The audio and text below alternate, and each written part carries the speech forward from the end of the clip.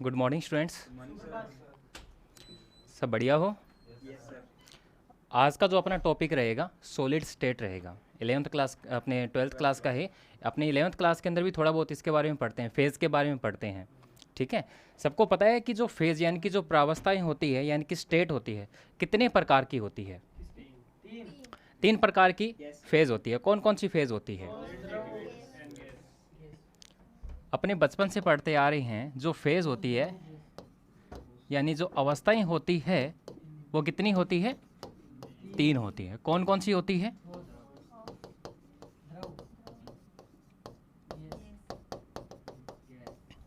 तीन प्रकार की अपनी फेज पढ़ते हैं।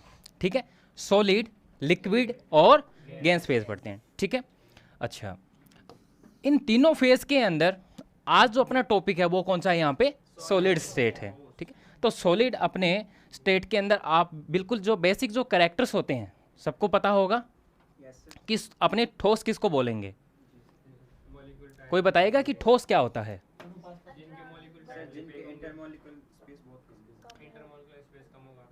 ऐसे एटम्स जिनके बीच में इंटरमोलिकुलर जो फोर्सेस होते हैं वो क्या होते हैं?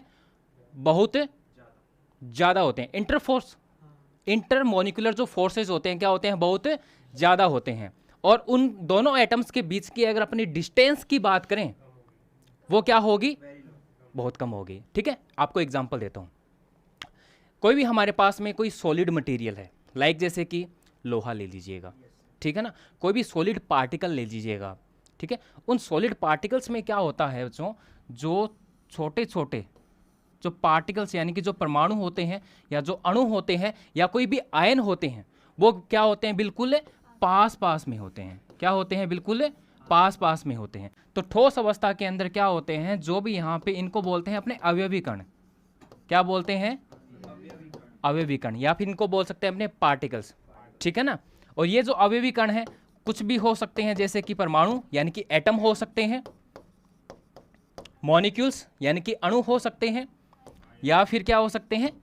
आयन हो सकते हैं। इनका जो अरेंजमेंट होता है, इनकी जो व्यवस्था होती है वो कैसी होती है? बिल्कुल एक निश्चित होती है। कैसी होती है? एक निश्चित व्यवस्था होती है। निश्चित का मतलब होता है कि एक जैसे ये परमाणु यहाँ पे है तो दूसरा बिल्कुल इसके पास में इस प्रकार से लगा हुआ होगा। ओके, तो अपने यहाँ पे आज स्टार्ट करने जा रहे हैं सबसे पहले सॉलिड स्टेट को। हेडिंग डाल दो सबसे पहले सॉलिड स्टेट।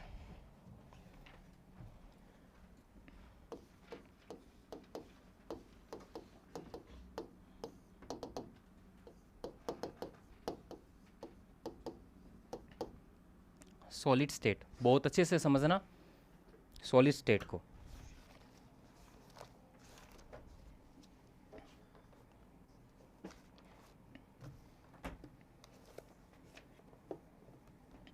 देखो बच्चों, सॉलिड स्टेट जो है अपने बोल सकते हैं कि एक प्रकार का ये क्या है? मैटर, यानी कि क्या है? एक प्रकार का ये पदार्थ है या द्रव्य है। करेक्ट। अब ये जो मैटर है इसकी यहाँ पे दो प्रकार से क्लासिफिकेशन किया जाता है। एक तो किया जाता है फिजिकल रूप से और एक किया जाता है यहाँ पे केमिकल रूप से। फिजिकल क्लासिफिकेशन यानी कि भौतिक रूप से इनका वर्गीकरण। ठीक है, और एक इनका किया जाता है केमिकल क्लासिफिकेशन। करेक्ट। अब देखो भी, फिजिकल का मतलब है कि भौतिक रूप से जो यहाँ पे स्टेट है यानी कि जो अवस्थाएं हैं इनको अपने तीन प्रकार से डिवाइड करते हैं: सॉलिड, लिक्विड और गैस। करेक्ट, यहां तक समझ में आ गया सबको? यानी कि भौतिक रूप से जो पदार्थ होता है वह कितने प्रकार का होता है? यहाँ पे तीन प्रकार से। कौन कौन सा? सॉलिड, लिक्विड और गैस। ठीक है, यानी जो पदार्थ है तीन रूप से पाया जाता है अपने इन्वायरमेंट के अंदर। जो यहाँ पे जो मैटर है वो तीन प्रकार से इनका क्लासिफिकेशन करते हैं, तीन प्रकार से इनका वर्गीकरण करते हैं। कौन कौन सा? सॉलिड, लिक्विड और गैस। ठीक है, यहां तक लिखो सबसे पहले तो।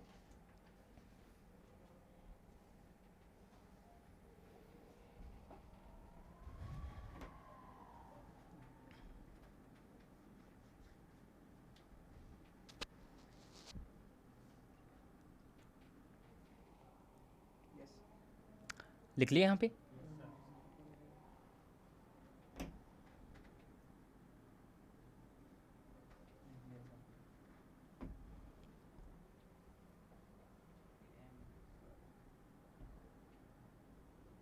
अब इसके बाद में देखो जी, केमिकल, यानी कि रासायनिक रूप से इसका जो वर्गीकरण होता है वो अपने देखते हैं दो प्रकार से।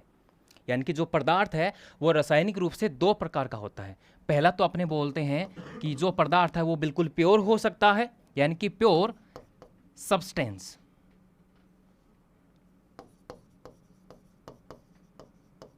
करेक्ट। और दूसरा यहां पे कोई भी जो पदार्थ है वो किस फॉर्म में हो सकता है, मिक्सचर के रूप में या मिश्रित रूप के अंदर। ठीक है, अब प्योर फॉर्म के अंदर यहां पे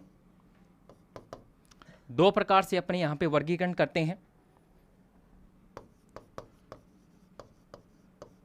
कोई भी एलिमेंट्स हो सकता है, ठीक है, या कोई भी कंपाउंड हो सकता है। करेक्ट। और मिक्सचर के रूप में यहां पे होमोजीनियस और दूसरा यहां पे हेट्रोजीनियस। ये लीजिए स्टूडेंट्स, यहां तक लिखो सबसे पहले।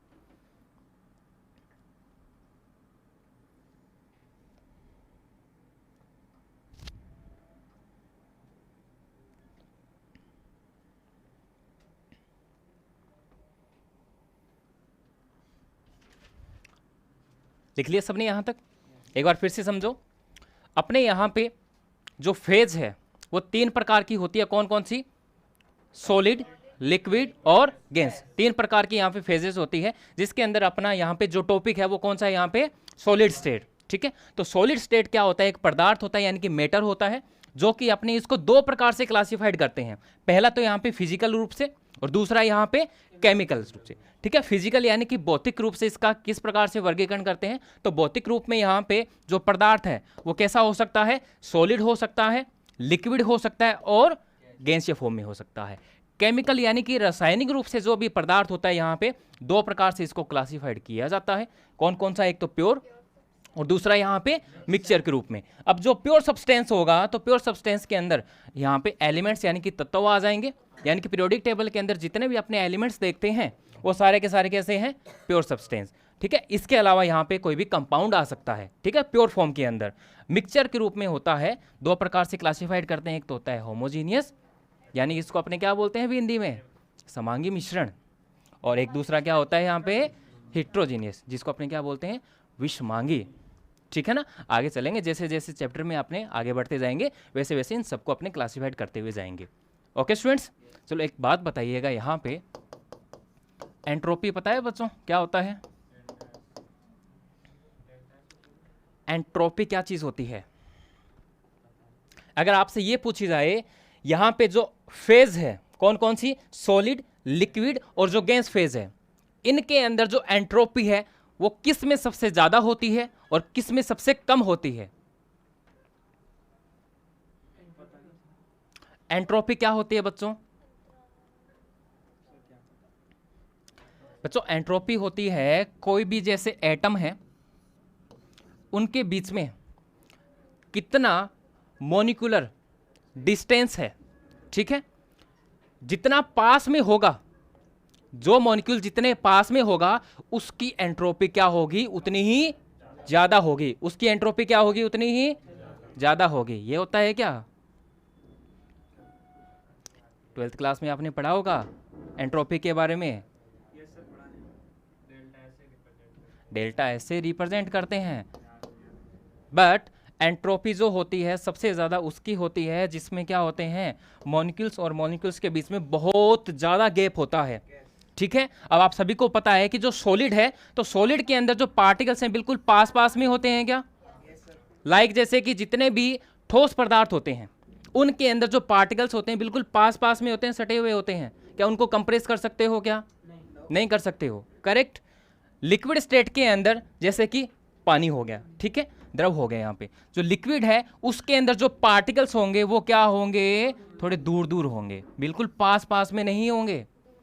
अगर अपने गैसीय स्टेट की बात करें तो गैसीय स्टेट के अंदर जो पार्टिकल्स होते हैं वो कैसे होते हैं? बहुत दूर दूर होते हैं। एटमॉस्फेयर के अंदर जितने भी गैसेस हैं, ठीक है, अगर उनकी बात की जाए तो यहाँ पे जो अगर एक पार्टिकल यहाँ पे है तो दूसरा कहाँ होगा? इतना पे, मतलब कि काफ़ी इनके बीच में क्या होता है? गैप होता है। तो यहाँ पे जो एंट्रोपी होती है सबसे ज़्यादा अपने क्या कहेंगे? गैस की होती है, उसके बाद में लिक्विड स्टेट की होती है, और देन सॉलिड की होती है। यहां से क्वेश्चन बनता है, पहला क्वेश्चन, करेक्ट। आपसे यह पूछा जाएगा कि जो फेजेस होती है, जो अवस्थाएं होती है, इनके अंदर एंट्रोपी किसकी सबसे ज्यादा होती है? चार ऑप्शन आपको मिलेंगे, चार ऑप्शन में से सबसे ज्यादा यहाँ पे गैसीय स्टेट की एंट्रोपी होगी, देन उसके बाद में लिक्विड की, उसके बाद में यहाँ पे सॉलिड स्टेट की होगी। पार्टिकल्स यानी कि कोई भी जो मॉलिक्यूल्स है जितना पास पास में होगा उसकी एंट्रोपी क्या होती है? उतनी ही कम होती है, ठीक है ना।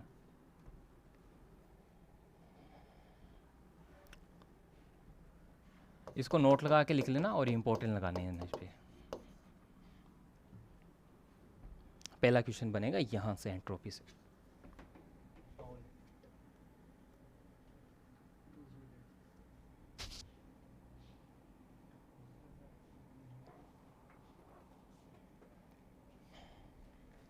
हाँ जी, लिख लिया सबने?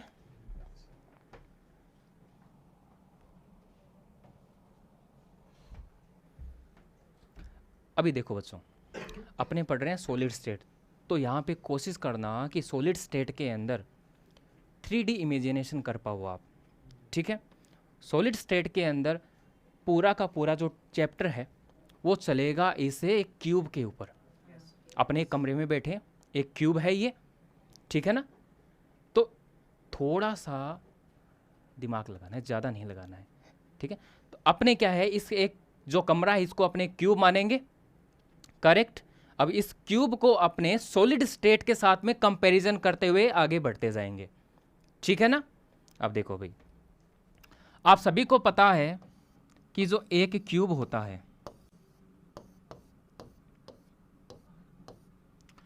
इस एक क्यूब के अंदर अगर आपसे ये चीज पूछा जाए कि कॉर्नर्स कितने होते हैं, कितने होते हैं? 8 कॉर्नर्स होते हैं। 8 क्या होते हैं? कॉर्नर्स होते हैं। सबको दिख रहे हैं अभी? ये क्यूब है, ये होते हैं भी कॉर्नर्स। टोटल इनकी संख्या कितनी होती है? 8 होती है। सबको पता है, ठीक है। ये क्यूब है, देखो 1 2 3 4, 4 ये रे और 4 इसके पीछे की ओर, 8 हो गए यहाँ पे कॉर्नर, ठीक है। अब ये जो एक कॉर्नर होता है इसको अपने यहाँ पे सॉलिड स्टेट के अंदर बोलेंगे लैटिस पॉइंट बोलेंगे। क्या बोलेंगे? लैटिस पॉइंट बोलेंगे, ठीक है। जिनको हिंदी में क्या बोलते हैं? जालक बिंदु बोलते हैं। समझ में आ गया? अब ये जो एक जालक बिंदु होता है, एक जो लैटिस पॉइंट होता है, वो यहां पे कैसी स्ट्रक्चर बनाता है? 3D स्ट्रक्चर बनाता है। 3D का मतलब क्या होता है? 3 डायमेंशंस। 3 डायमेंशन का मतलब x डायरेक्शन भी होती है, y डायरेक्शन भी होती है और z डायरेक्शन भी होती है। समझ में आया? अब देखो, ये वाला एक जो लैटिस पॉइंट हमने जो माना है, ये डायरेक्शन क्या मानी आपने? x direction. ये वाली जो डायरेक्शन इसको आपने क्या माना? y direction. और ये वाली जो डायरेक्शन है इसको क्या माना आपने? z डायरेक्शन माना। ये वाला जो इस क्यूब का एक कॉर्नर है, आपकी तरफ जो यहां से जो ये लंबाई जा रही है इसको हमने माना x, ये वाली y और ऊपर वाली z, 3 एक्सेस होती है। तो इस एक पॉइंट को अपने यहां पे क्या बोल रहे हैं? लैटिस पॉइंट बोल रहे हैं। सबको समझ में आ गया? अब ये जो लैटिस पॉइंट है वो कैसी स्ट्रक्चर बनाता है? 3D स्ट्रक्चर बनाता है, यानी कि 3 डायमेंशन स्ट्रक्चर बनाता है, त्रिविम संरचना बनाता है। समझ में आएगा सबको? अब ये जो 3D संरचना होती है वो आपस में मिलकर ये जो एक लैटिस पॉइंट है वो इन सभी पॉइंट के साथ में आपस में मिलकर एक क्यूब का निर्माण करता है। किसका निर्माण करता है? एक क्यूब का निर्माण करता है, जिसको अपने आगे चल के क्या बोलेंगे? यूनिट सेल बोलेंगे। सबको समझ में आ गया? लेटेस्ट पॉइंट सबको समझ में आ गया? ठीक है।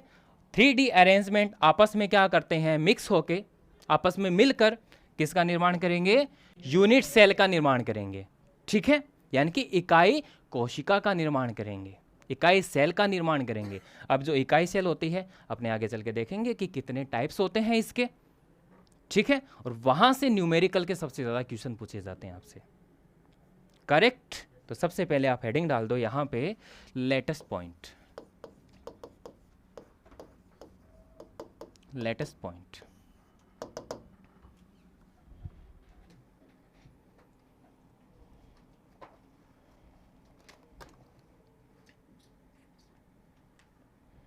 लिखो इसमें,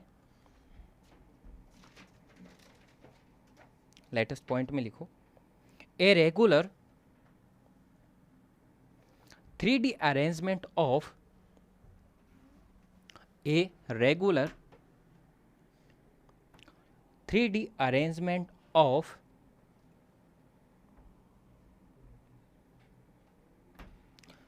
lattice point in space, a regular 3D arrangement of lattice point in space is called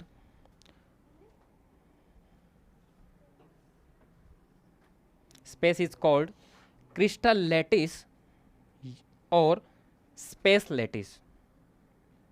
A regular 3D arrangement of lattice point in space is called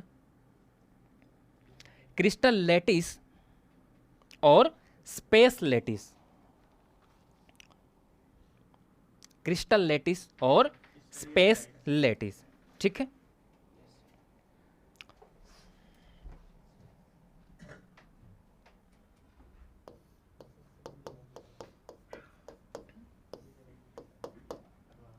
यहाँ पे एक डायग्राम बनाना चाहो ये वाला बना लो, ताकि थोड़ा सा हिंट रहे कि यहाँ पे अपने जो लैटिस पॉइंट है वो किसको बोला है।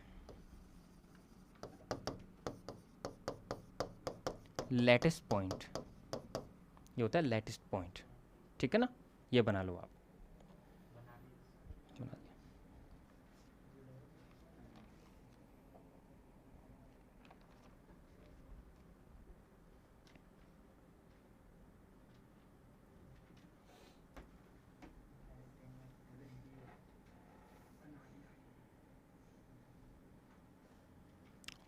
यूनिट सेल,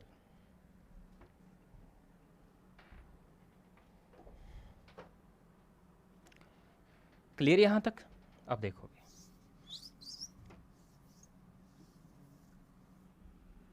देखो भी, सबसे पहले यूनिट सेल की अपने बात करते हैं।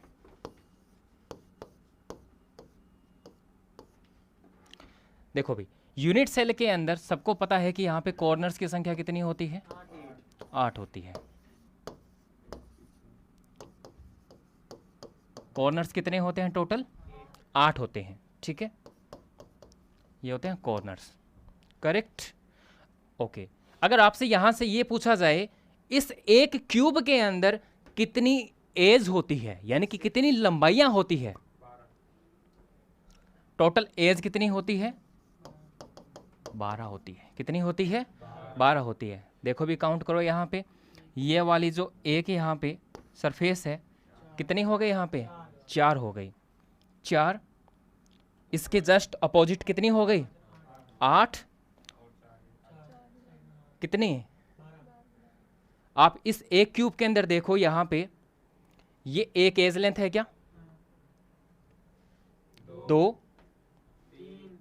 और पीछे वाली 4 और 4 ऊपर 8, 9, 10, 11 और 12।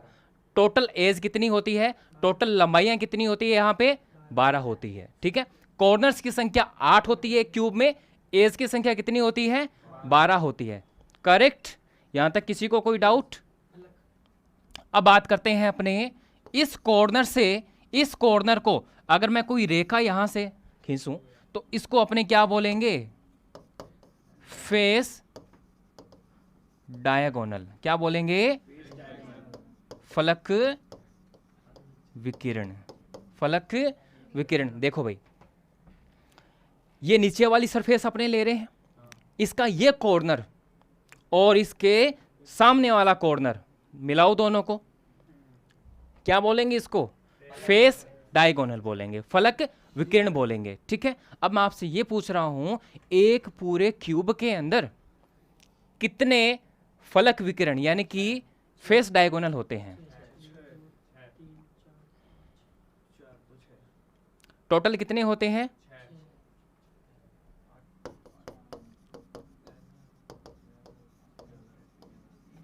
फेस डायगोनल एक फेस के ऊपर कितने होते हैं? एक फेस पर कितने होते हैं? दो होते हैं। एक फेस के ऊपर कितने होते हैं? टोटल फेस कितनी होती है? 6 होती है। तो टोटल हमारे पास में फेस डायगोनल की संख्या कितनी हो जाएगी? 12 हो जाएगी। ये एक क्यूब के अंदर देख रहे हैं अपने, करेक्ट। फेस की संख्या बताओ भाई, फलक की संख्या बताओ एक क्यूब के अंदर? 6 होती है। ये एक फेस है क्या पूरी? ठीक है, 1 2 3 4 5 और 6, टोटल हमारे पास में कितनी हो गई? 6 फेसेस हो गई, करेक्ट। अब देखो ध्यान से, ये वाला कॉर्नर और इस वाले कॉर्नर को मैं आपस में मिला रहा हूं, इसको क्या बोला जाएगा यहां पे? अरे बॉडी डायगोनल, इसको बोलते हैं काय विकिरण। देखो भाई कौन सा है, ऊपर वाला कॉर्नर और नीचे वाले कॉर्नर को मिलाओ, इसको अपने क्या बोलेंगे? Body diagonal. बॉडी डायगोनल का मतलब होता है बिल्कुल सेंटर से पास होता हुआ विकिरण, ठीक है ना, बॉडी के बिल्कुल सेंटर से पास होता हुआ। ऊपर वाले कॉर्नर को जस्ट आप नीचे वाले कॉर्नर के साथ मिलाओ, ठीक है, इसको अपने क्या बोलेंगे यहां पे? बॉडी डायगोनल बोलेंगे, करेक्ट। अब मैं आपसे ये पूछ रहा हूं कि एक क्यूब के अंदर कितने बॉडी डायगोनल होते हैं? कितने होते हैं? 4 होते हैं। अच्छा, किस किस को नहीं दिखे?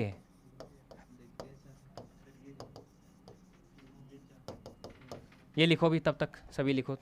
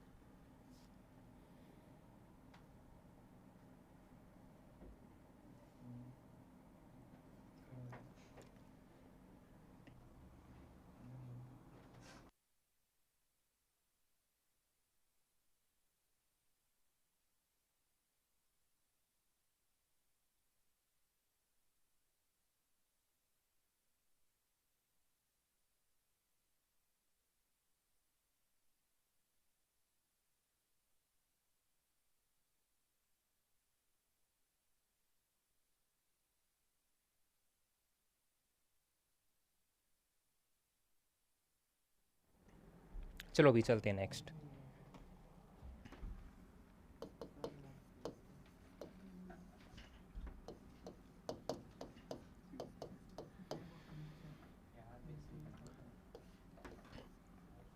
अभी देखो यूनिट सेल देखते हैं कि कितने टाइप्स की होती है, correct?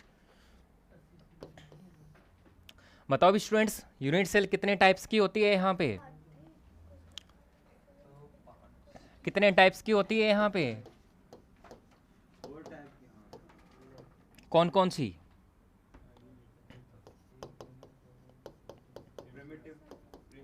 Simple, cubic, unit cell, जिसको अपने यहाँ पे SC से रिप्रेजेंट करते हैं, करेक्ट? दूसरा यहाँ पे बॉडी सेंटर्ड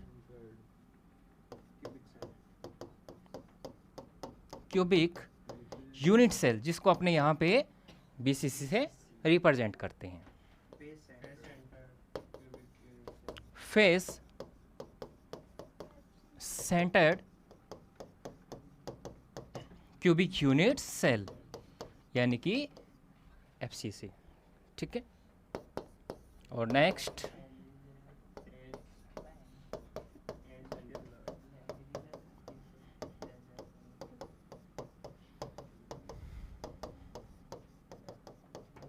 ये लिखो फटाफट।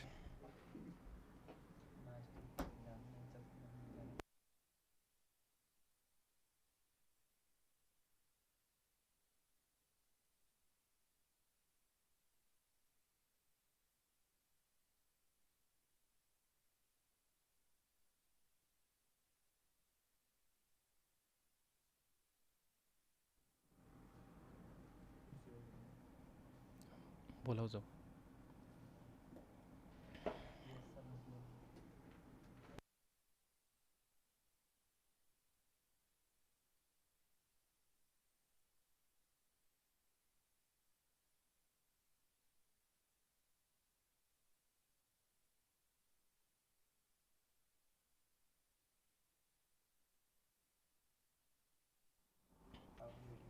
यूनिट सेल जो है यहाँ पे 4 प्रकार की होती है। कौन कौन सी?